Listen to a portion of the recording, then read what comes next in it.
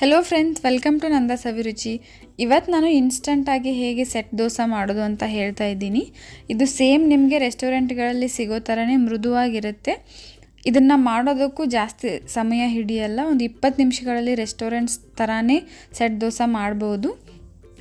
ನಾನು ನನ್ನ ಚಾನಲ್ನಲ್ಲಿ ಆಲ್ರೆಡಿ ಇನ್ಸ್ಟಂಟಾಗಿ ಕ್ರಿಸ್ಪಿಯಾಗಿ ದೋಸೆ ಹೇಗೆ ಮಾಡೋದು ಅಂತ ಹಾಕಿದ್ದೀನಿ. ಮತ್ತು ಬೇರೆ ಬೇರೆ ಥರ ಇನ್ಸ್ಟಂಟಾಗಿ ಪಡ್ಡು, ಇಡ್ಲಿ ಮತ್ತು ಬೇರೆ ಬೇರೆ ದೋಸೆ ರೆಸಿಪಿ ಹಾಕಿದ್ದೀನಿ. ರಾಗಿ ದೋಸೆ ಕೂಡ ಹಾಕಿದ್ದೀನಿ. ಡಿಸ್ಕ್ರಿಪ್ಷನಲ್ಲಿ ಲಿಂಕ್ ಇದೆ, ಹೋಗಿ ನೋಡಿ. ಮತ್ತು ನಾನು ಇವತ್ತು ಸೆಟ್ ದೋಸೆ ಜೊತೆ ಪುದೀನ ಚಟ್ನಿ ಮಾಡ್ತಾಯಿದ್ದೀನಿ. ಬನ್ನೀಗ ಸೆಟ್ ದೋಸೆ ಹೇಗೆ ಮಾಡೋದು ಮತ್ತು ಏನೇನು ಇಂಗ್ರೀಡಿಯೆಂಟ್ಸ್ ಬೇಕು ನೋಡೋಣ. ಮೊದಲಿಗೆ 1 ಕಪ್ ಅವಲಕ್ಕಿ ತೊಗೊಂಡಿದ್ದೀನಿ. ಪೋಹ ಅದೇ ಕಪ್ ಅಳತೆಯಲ್ಲಿ 1 ಕಪ್ ಮೊಸರು ತೊಗೊಂಡಿದ್ದೀನಿ. ಮತ್ತು 1 ಕಪ್ ಸಣ್ಣ ರವೆ, ಉಪ್ಪಿಟ್ಟು ರವೆ ತೊಗೊಂಡಿದ್ದೀನಿ. ಆಮೇಲೆ 1/4 ಟೇಬಲ್ ಸ್ಪೂನ್ ಅಡುಗೆ ಸೋಡಾ ತೊಗೊಂಡಿದ್ದೀನಿ. ರುಚಿಗೆ ತಕ್ಕಷ್ಟು ಉಪ್ಪು ತೊಗೊಂಡಿದ್ದೀನಿ. ಆಮೇಲೆ ಹಿಟ್ಟನ್ನ ಕಲಿಸೋದಕ್ಕೆ 1 ಕಪ್ ನೀರು ತೊಗೊಂಡಿದ್ದೀನಿ. ಬನ್ನಿ ಈಗ ಹೇಗೆ ಮಾಡೋದು ನೋಡೋಣ. ಮೊದಲಿಗೆ ಒಂದು ಪಾತ್ರೆಗೆ ಅವಲಕ್ಕಿ ಹಾಕ್ಕೊಳ್ತಿದ್ದೀನಿ. ಆಮೇಲೆ ಅದಕ್ಕೆ 1 ಗ್ಲಾಸ್ ನೀರು ಹಾಕ್ಕೊಂಡು ಅವಲಕ್ಕಿನ ಸ್ವಲ್ಪ ತೊಳೆದು ತೊಗೊಳ್ತಿದ್ದೀನಿ. ತೊಳೆದಿರೋ ನೀರನ್ನು ತೆಗೆದು ಆಮೇಲೆ ಅದಕ್ಕೆ ರವೆ ಹಾಕ್ಕೊಳ್ತಿದ್ದೀನಿ. ಆಮೇಲೆ ಮೊಸರು ಹಾಕ್ಕೊಳ್ತಿದ್ದೀನಿ. ಆಮೇಲೆ 1 ಕಪ್ ನೀರು ಹಾಕ್ಕೊಂಡು ಇದನ್ನೆಲ್ಲ ಒಂದ್ಸಲ ಚೆನ್ನಾಗಿ ಮಿಕ್ಸ್ ಮಾಡ್ಕೊಳ್ತಾ ಇದ್ದೀನಿ. ಇದನ್ನು ಮಿಕ್ಸ್ ಮಾಡಿಕೊಂಡು ಒಂದು 10 ನಿಮಿಷಗಳ ಕಾಲ ಇದನ್ನು ನೆನೆಯೋಕೆ ಬಿಡ್ತಾ ಇದ್ದೀನಿ.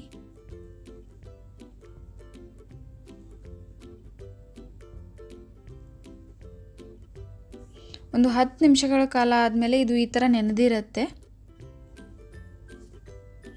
ಆಮೇಲೆ ಇದನ್ನು ಒಂದು ಮಿಕ್ಸಿ ಜಾರಿಗೆ ಹಾಕ್ಕೊಳ್ತಿದ್ದೀನಿ.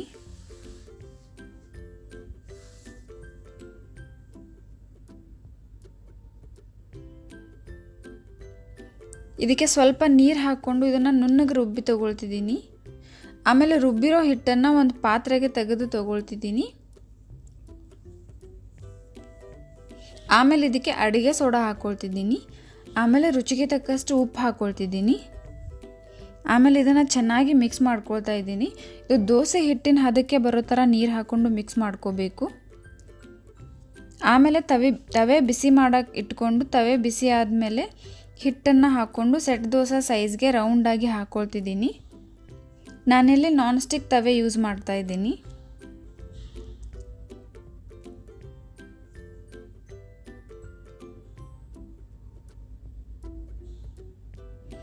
ಆಮೇಲೆ ಇದಕ್ಕೆ ಒಂದು ಸ್ವಲ್ಪ ತುಪ್ಪ ಅಥವಾ ಎಣ್ಣೆ ಹಾಕ್ಕೊಳ್ತಿದ್ದೀನಿ. ಆಮೇಲೆ ಲಿಡ್ ಕ್ಲೋಸ್ ಮಾಡಿ ಒಂದು 2 ರಿಂದ 3 ನಿಮಿಷಗಳ ಕಾಲ ಬಿಟ್ಟು ಲಿಡ್ ಓಪನ್ ಮಾಡಿ ಒಂದು ಸಲ ಬೇರೆ ಸೈಡ್ ತಿರುಗಿಸಿ ತಗೊಳ್ತಿದ್ದೀನಿ.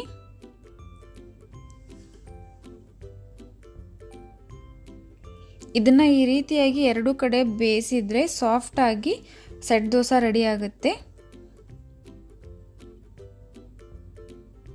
ಈಗ ಇದರ ಜೊತೆ ಚಟ್ನಿ ಹೇಗೆ ಮಾಡೋದು ಮತ್ತು ಅದಕ್ಕೆ ಏನೇನು ಇಂಗ್ರೀಡಿಯೆಂಟ್ಸ್ ಬೇಕು ಅಂತ ನೋಡೋಣ. ಮೊದಲಿಗೆ ಅರ್ಧ ಕಪ್ ಕಡಲೆಬೀಜ, ಶೇಂಗಾ ತೊಗೊಂಡಿದ್ದೀನಿ.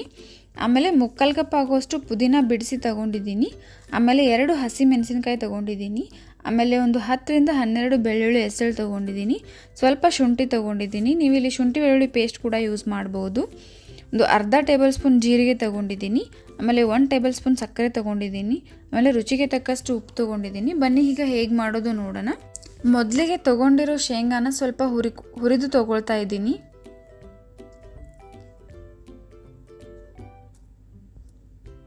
ಶೇಂಗಾ ಈ ರೀತಿ ಕಣ್ಣು ಬೀಳೋ ಥರ ಹುರ್ಕೊಂಡು ಇದು ತಣ್ಣಗಾದ್ಮೇಲೆ ಸ್ವಲ್ಪ ಇದ್ರ ಮೇಗಿನ ಸಿಪ್ಪೆ ತೆಗೆದು ತೊಗೊಳ್ತಿದ್ದೀನಿ. ಆಮೇಲೆ ಒಂದು ಮಿಕ್ಸಿ ಜಾರ್ಗೆ ಸಿಪ್ಪೆ ತೆಗೆದಿರೋ ಶೇಂಗಾ ಹಾಕ್ಕೊಳ್ತಿದ್ದೀನಿ. ಆಮೇಲೆ ಪುದೀನ ಹಾಕ್ಕೊಳ್ತಿದ್ದೀನಿ. ಆಮೇಲೆ ಬೆಳ್ಳುಳ್ಳಿ ಮತ್ತು ಶುಂಠಿ ಹಾಕ್ಕೊಳ್ತಿದ್ದೀನಿ. ಆಮೇಲೆ ಹಸಿ ಮೆಣಸಿನ್ಕಾಯಿ ಹಾಕ್ಕೊಳ್ತಿದ್ದೀನಿ. ಆಮೇಲೆ ಜೀರಿಗೆ ಹಾಕ್ಕೊಳ್ತಿದ್ದೀನಿ. ಆಮೇಲೆ ಸಕ್ಕರೆ ಹಾಕ್ಕೊಳ್ತಿದ್ದೀನಿ. ರುಚಿಗೆ ತಕ್ಕಷ್ಟು ಉಪ್ಪು ಹಾಕ್ಕೊಳ್ತಿದ್ದೀನಿ. ಇದನ್ನೆಲ್ಲ ಹಾಕ್ಕೊಂಡು ಮಿಕ್ಸಿ ಜಾರಲ್ಲಿ ಇದನ್ನು ನುಣ್ಣಗೆ ರುಬ್ಬಿದರೆ ಸೆಟ್ ದೋಸೆ ಜೊತೆ ಪುದೀನ ಚಟ್ನಿ ರೆಡಿ ಆಗುತ್ತೆ. ನೀವು ಒಂದ್ಸಲ ಟ್ರೈ ಮಾಡಿ, ತುಂಬ ಇಷ್ಟಪಡ್ತೀರಾ. ನೀವು ಇನ್ನೂ ನಮ್ಮ ಚಾನಲ್ನ ಸಬ್ಸ್ಕ್ರೈಬ್ ಮಾಡಿಲ್ಲ ಅಂತಂದರೆ ಪ್ಲೀಸ್ ಈಗಲೇ ಹೋಗಿ ಸಬ್ಸ್ಕ್ರೈಬ್ ಮಾಡಿ. ಮತ್ತು ಇದೇ ರೀತಿ ನಾನು ಹಾಕೋ ಎಲ್ಲ ವೀಡಿಯೋ ನೋಟಿಫಿಕೇಷನ್ಗೆ ಪಕ್ಕದಲ್ಲಿರೋ ಬೆಲ್ ಐಕಾನ್ನ ಕ್ಲಿಕ್ ಮಾಡಿ.